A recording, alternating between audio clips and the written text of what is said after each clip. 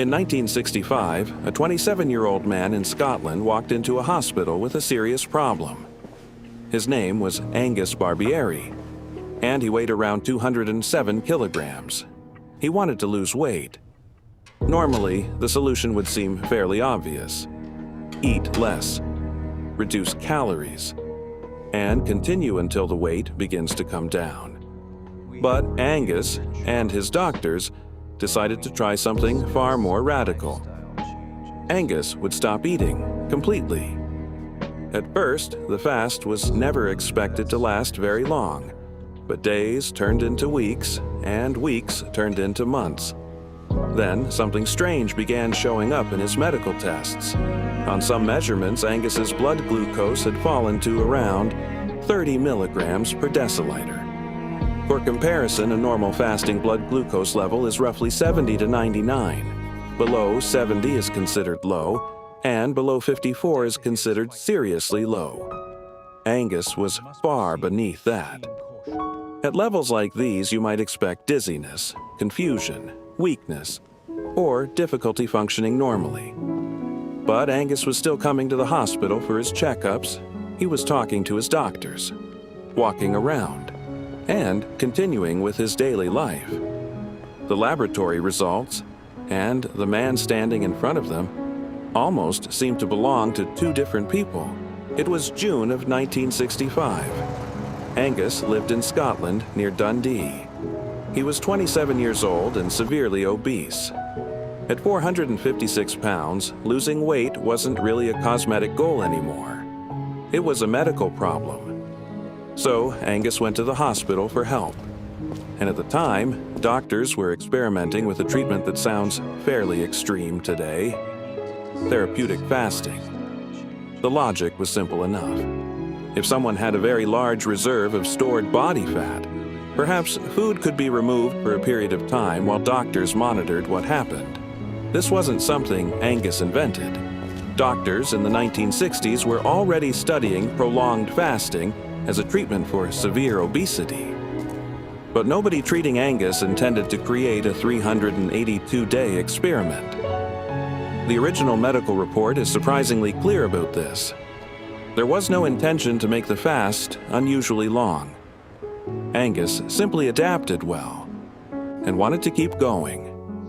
Which sounds simple, but think about where he had come from. Angus had worked in his family's fish and chip business. A man about to stop eating for more than a year had been spending his days around fried food. During the fast, he stopped working there. Probably a wise decision. There are difficult environments for a fasting experiment. A fish and chip shop has to be somewhere near the top of the list. So, did he really just stop eating? Not exactly. This is where the internet version of Angus's story often becomes misleading. You'll sometimes hear that he survived for 382 days on nothing but water. He didn't. Angus was allowed non-caloric fluids. He also received vitamins throughout the fast. For part of it, doctors gave him potassium. Near the end, sodium, and his blood and urine were checked repeatedly. So this was not a man wandering into his bedroom and deciding not to eat until next year. It was a medically supervised fast. But there's still a rather large fact left over. He wasn't eating ordinary food. And food is where humans normally get their energy. Your heart needs energy. Your muscles need energy. Your liver needs energy. Your brain is particularly demanding. It doesn't stop working just because you've decided lunch is canceled. So after the first day, then the second, then the third, Angus's body had a problem. Food wasn't coming, and it needed another fuel source. Fortunately for Angus, he had one, quite a lot of it. Normally, your body has quick access to glucose. Some of that energy is stored as glycogen, particularly in the liver. But those stores are limited. After roughly a day without food, that easy reserve is becoming depleted. And this is where the human metabolism begins doing something extremely useful. It changes fuel. Fat stored in adipose tissue is released. The liver begins producing molecules called ketone bodies. And as fasting continues, the brain gradually becomes much better at using those ketones for energy. That's important, because if the brain had to keep demanding its normal amount of glucose, the body would need to manufacture much more of it from other material, including protein, which means muscle, and eventually, very important muscle. The heart is muscle too. Ketones help reduce that problem. They allow the body to lean much more heavily on stored fat while reducing the amount of protein that has to be broken down. So, in a very literal metabolic sense, Angus had stopped eating food. And his body had started living on Angus, not perfectly, not without losing lean tissue, and definitely not without risk. But at 207 kilograms, he had an enormous reserve of stored energy. The question was no longer whether his body had fuel. It was how long that fuel could keep him going. A week without food sounds extreme. A month sounds absurd. But Angus kept going. At first he was treated in hospital. Then something made the whole experiment even stranger. He went home. For most of the 382 days, Angus wasn't lying in a hospital bed with doctors standing over him. He lived outside the hospital and returned regularly as an outpatient. Blood samples were generally taken about every 2 weeks. Urine was examined, his weight was followed, his electrolytes were watched, and the calendar kept moving. Day 50, day 100, day 150. At some point, the number stops sounding like a diet and starts sounding like a prison sentence. Except Angus was choosing to continue. His weight was steadily falling, and his body was becoming more deeply adapted to the lack of food. There was also one extremely practical change. When very little goes into the digestive system, very little comes out. According to the medical report, there were periods when Angus went somewhere between 37 and 48 days between bowel movements, which is one of those details that makes 382 days without food suddenly feel much more real. His digestive system had almost nothing to do, but his metabolism was extremely busy. A few months into the fast, Angus's blood glucose had fallen dramatically, and then it stayed low. For roughly the last 8 months of the fast, doctors frequently recorded blood glucose around 30 milligrams per deciliter. Occasionally, near the end, it fell below 20. Those are numbers that, in an ordinary clinical situation, would look extremely alarming. But Angus wasn't lying unconscious on the floor. According to the doctors who studied him, he remained symptom-free. He felt well. He walked around normally. He came to his appointments. On paper, some of the numbers looked frightening. Angus apparently didn't. And the reason again comes back to adaptation. His brain was no longer depending on glucose in the same way it normally would. After prolonged fasting, ketones can become a major fuel source for the brain. That doesn't make extremely low blood sugar universally safe. It absolutely isn't. But Angus was no longer operating under ordinary fed-state metabolism. His body had changed the rules, and this may be the most interesting part of the entire case. The remarkable thing wasn't that Angus somehow ignored starvation. His body had reorganized itself around it. At this point, the story can become dangerously easy to misunderstand. You hear, 382 days, massive weight loss, still walking around. And suddenly, it sounds like Angus discovered some secret biological cheat code. He didn't. His medical results were unusual, but they weren't completely normal.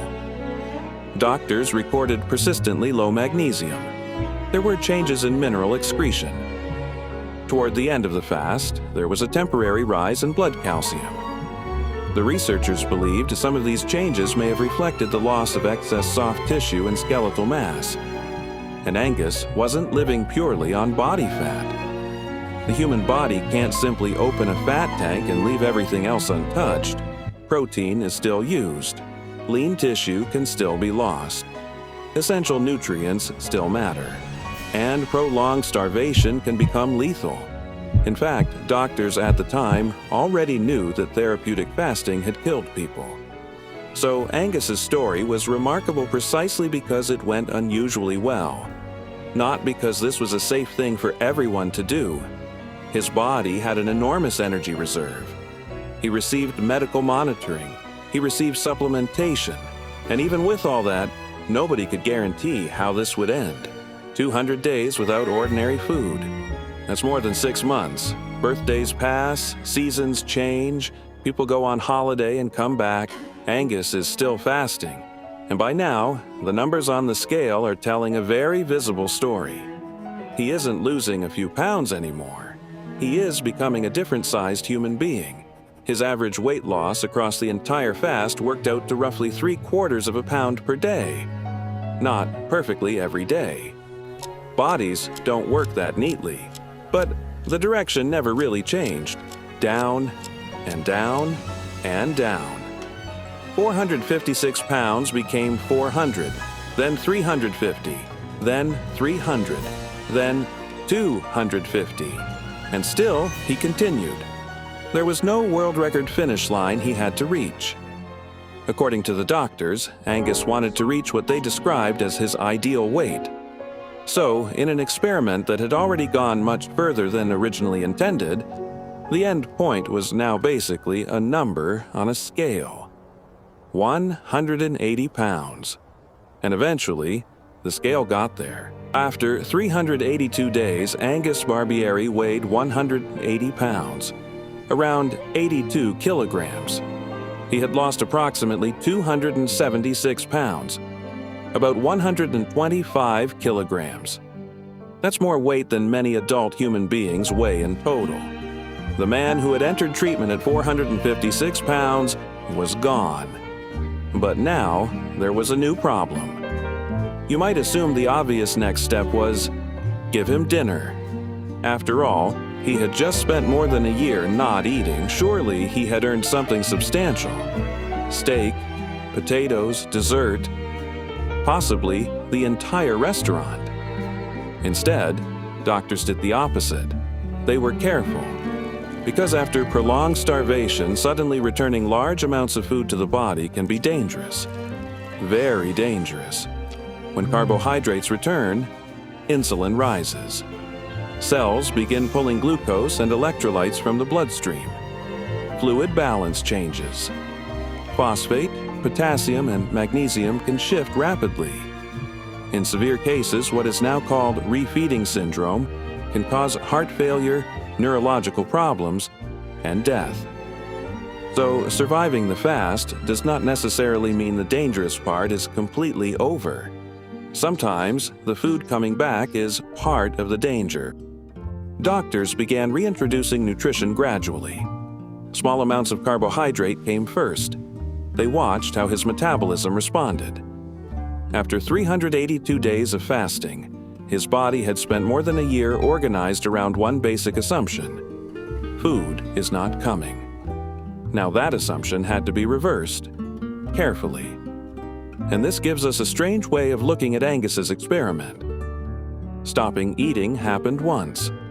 His body then spent more than a year adapting to that decision. Starting again was another metabolic event entirely. Eventually, on July 11th, Angus sat down in front of the cameras. The boiled egg, the buttered bread, the coffee. A meal so small that most people would barely remember eating it. For Angus, it marked the end of one of the strangest documented weight loss treatments in medical history. He ate, then said he felt full. Of course he did. This is the question that tends to follow Angus's story around. How can someone go more than a year without food? The answer is not, humans don't need food. And it isn't, fasting makes you immortal. The answer starts with scale. Angus began with an extraordinary amount of stored body fat. Fat is energy, and his body was able to mobilize an enormous amount of that energy over time. Then came adaptation.